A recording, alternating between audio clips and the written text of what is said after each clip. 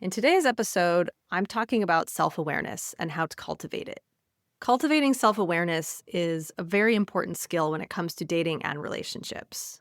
It's very hard to have a good time or be successful in dating if you don't know what you like, what you want, what turns you on, and what kind of person you're looking for. It's also difficult in dating and relationships if you don't have some awareness of how you are coming across to others or being perceived by others. Welcome to Seeking True Love, a podcast for highly sensitive, intuitive, growth-oriented women who are tired of shrinking themselves to fit into someone else's version of love. I'm Elizabeth Rave, dating and relationship coach for highly sensitive women, lifelong romantic, and yes, I'm a highly sensitive woman myself. Maybe you've asked yourself, why is this so hard for me? Why does love feel overwhelming or just out of reach? This podcast is here to help you understand yourself more deeply, trust your intuition again, and approach love in a way that actually works for women like us. Because love isn't something you chase, it's not some fairy tale, and it's not something that you just find one day. It's something you become ready for, because your love story should be extraordinary. You're just right for me, and I'm just right for you. And I'll take your heart and squeeze so softly, so sweetly, forever love. You want to date with intention. Dating with intention means that you know what you want and you are dating to find it. This podcast is called Seeking True Love. Here's where we're talking about the seeking part of that. It's very hard to seek something if you don't know what that something is. Dating without intention can be very frustrating because you're just meeting a lot of people, and yes, you might meet someone you like, but it's very hard to sift through the noise if you don't really know what you're looking for. Dating without self-awareness is really going to be an overwhelming waste of time. And what I mean by that is you're going to get overwhelmed by choice because you won't know what's right for you or not right for you. I've seen this happen with women where they just date whoever hits on them or whoever messages them on an app, and they don't really think about what they want. And so they're limited by whoever's showing up. That's a much smaller dating pool than you actually want. So figuring out what you like, what you want, what turns you on, what turns you off, and what you want in a partner, these are all aspects of self-awareness that it's very important to get clear on. Before you can figure that out, you need to cultivate the skill of self-awareness.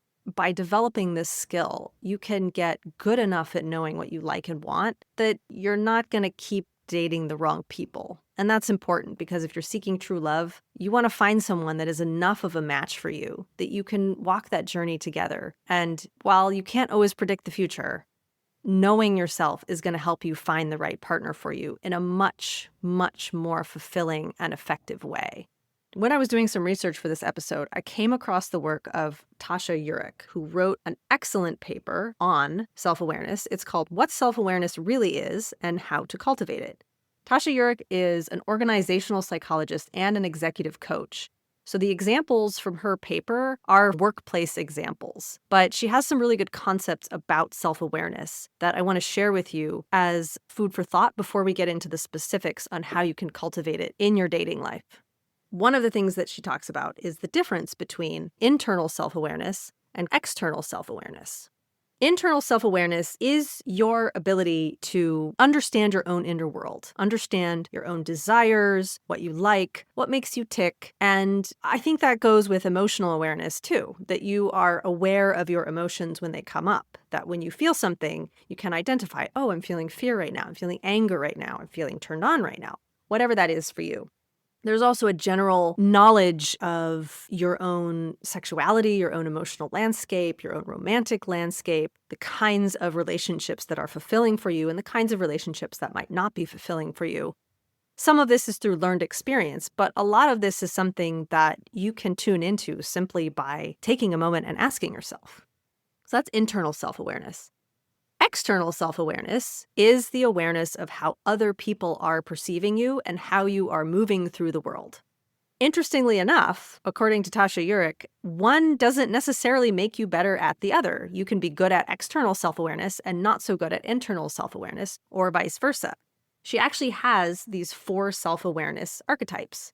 The first archetype is the introspector. This is someone who has a high level of internal self-awareness, but a low level of external self-awareness.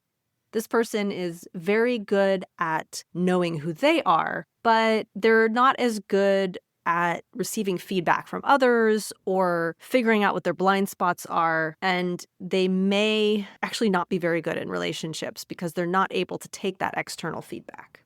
The second archetype that she discusses is the seeker. The seeker has a low internal self-awareness and a low external self-awareness. They're just generally not very self-aware, and therefore they're just looking around, trying to figure out who am I and what am I doing, and they're going to be pretty frustrated with things all around.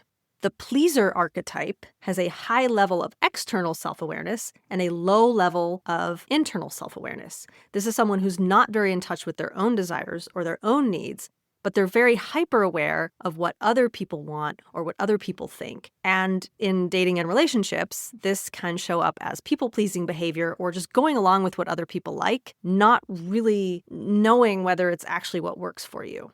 And the fourth archetype is aware. Someone who is aware has a high level of both external and internal self-awareness. This person is going to have the highest level of success, especially when it comes to relationships.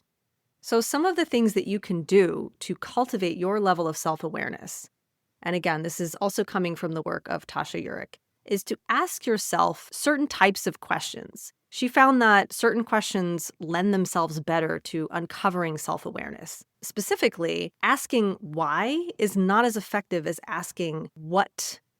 I'm going to give an example of this. Instead of asking, why am I so bad at dating? It's not a very useful question, right?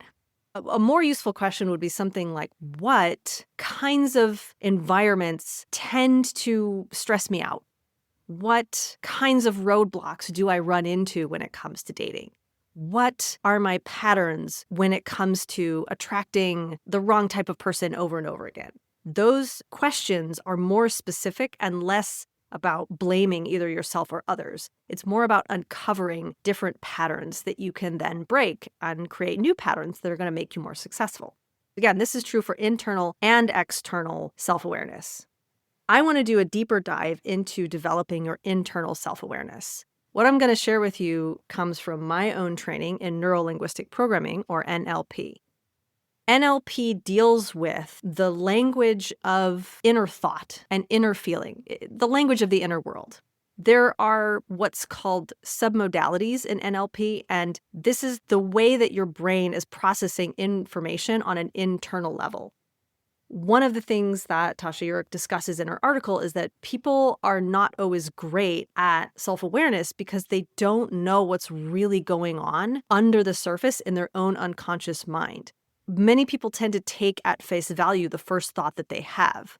For example, if you go on a bad date, you might have thoughts like, oh, I'm such a failure at dating, I'm never going to meet somebody. Those are the face value thoughts, but that's not really what's going on. When you can start to pay closer attention to what's going on under the surface in your unconscious mind, that's where you can cultivate greater levels of self-awareness. Because these NLP submodalities are literally the language of the unconscious mind, you can develop internal self-awareness by paying closer attention to them. Here are some of the internal experiences to pay attention to. Number 1, your mental images. What are some of the images that you see inside of your head? These can be things that you remember. These can also be things that you imagine, things that you make up inside of your head. You want to pay attention to what are the actual pictures going through your mind. Number 2, pay attention to your thoughts and your self-talk. Pay attention to sounds that you hear. What are the voices inside of your head saying? You might hear more than one voice. If you're out on a date and you're not sure about that person, you might hear one voice saying, oh, come on, just give him another chance, and another voice being like, ugh, I just want to get out of here already. One voice isn't right or wrong. Both of them are speaking up, and both of them have valuable information for you to pay attention to. Also, pay attention to any nonverbal sounds that you might hear. I know it sounds funny, but I've actually been on dates where I wasn't quite feeling it, and I've heard that like wah wah sound in my head, and I was like, oh, okay, what's going on here? It can be funny, but you can hear these little sounds. You can become aware of these little sounds, voices, images that come up. Also, very important, pay attention to the feelings in your body. This is something that I had to get very good at because you can be mentally thinking that somebody is a great catch, but you might be feeling very tired at the end of the date. Now, yeah, maybe it was just because it was a late night, but maybe they were an energetically draining person for you to be around. I've started to pay attention to, do I always have a headache with somebody? Am I always stressed out after talking to somebody? Am I always in a better mood after talking to somebody? Do I feel good? Do I feel relaxed? Am I getting aches and pains just by being around somebody? It sounds dramatic, but especially as someone who's more highly sensitive, these are the ways that your body and your mind will clue you in about the experience you're having. When people talk about alignment in personal development, I believe that alignment in terms of, yes, I know that this is what I want, is when the mental images, the sounds and voices inside of your head, and the feelings inside of your body line up. If you really like someone, you can be feeling very good feelings, happy, turned on feelings. You can be having thoughts like, wow, I really like this one. And you can be having mental images of going on another date with them or seeing them again or kissing them. That would be an experience of alignment. Every part of your unconscious mind likes this person. That's a good clue to move forward. You like this person. What if you have a thought like, he's got a good job and he seems to be what I'm looking for, but you have a pit in your stomach? That's also something to pay attention to. Doesn't mean you should necessarily run away from the guy, but it does mean that there's something going on that you need to pay attention to. The pit in your stomach could mean that it's a fear of intimacy coming up that you need to work through in order to move forward with somebody who's really a great catch for you. It could also mean that even though that person's good on paper, something is off and there's an intuition that you need to pay attention to. You won't know until you further explore, but you can't explore until you become aware of these things in the first place. So these are some ways that I have learned to cultivate my internal self-awareness, is by paying attention to mental images, voices inside of my head, including nonverbal sounds, and the feelings inside of my own body. Now, let's talk about ways to develop external self-awareness. Really, the best way to develop external self-awareness is to do your best to get feedback from other people. This can be both verbal and nonverbal feedback. So verbal feedback would be simply actually asking people. This can be vulnerable in dating contexts, and you do want to feel out the situation. But here's what I'll tell you. If you go on a date and it doesn't seem to go well, or maybe the person expresses that they don't want to see you again afterwards, or they're not really interested in dating you, you can text them and ask, can I ask what happened? What happened that made you feel that way? They may or may not tell you, and they may or may not tell you the truth. But considering they already rejected you, you really don't have much to lose and everything to gain from asking the question. As vulnerable as it sounds, many people are actually fine with having those conversations. I've had some good conversations with people about this. Again, you want to use that what model of questioning. So instead of texting something like, hey, why didn't you like me? Saying, what happened that you didn't feel like you were interested in another date? You might get something vague, I don't know, I just wasn't feeling it, but they might give you something more specific. Also, relationship workshops and coaches, retreats, things like that. This is a great resource for this. There are a lot of relationship workshops, group workshops, where the participants are giving each other real-time feedback on how they're coming across. Some things that I learned over the course of my personal development journey, both in and out of workshops, is that sometimes when I make a joke, it's hard to tell that I'm kidding. And I've actually hurt some people's feelings before because I said something that I thought it was obvious that I was being sarcastic, and they took it seriously. That was good for me to know. That's an example of something that I learned through getting feedback from others. There was no amount of internal self-awareness that was going to get me that insight. That's really an external self-awareness insight.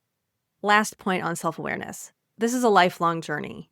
You're not going to figure it out all at once. There's no moment where you're going to say to yourself, yep, I've figured out myself and there's nothing more to learn. That's not going to happen. For more on this topic of developing self-awareness and specifically on figuring out what it is that you would like and want in a relationship, check out episode 4, The Puzzle Piece Dating Mentality, How to Find True Compatibility. Also, if you are a highly sensitive woman and you are struggling in your dating life, I have a free resource for you. 5 dating mistakes every highly sensitive woman should avoid. This is a PDF that I've put together. It's a free resource for you that will help you get better at your dating life. If you're interested in that, information on how to access that is in the show notes below. Again, self-awareness is a lifelong journey. You don't have to do it alone. You don't have to do any of this alone. If you're interested in one-on-one coaching, or even just curious about it, you can book a discovery call and we can talk about it. No high-pressure sales. This is a chat to see if you and I are a good fit. I really want you to find the love that you're looking for, because your love story should be extraordinary.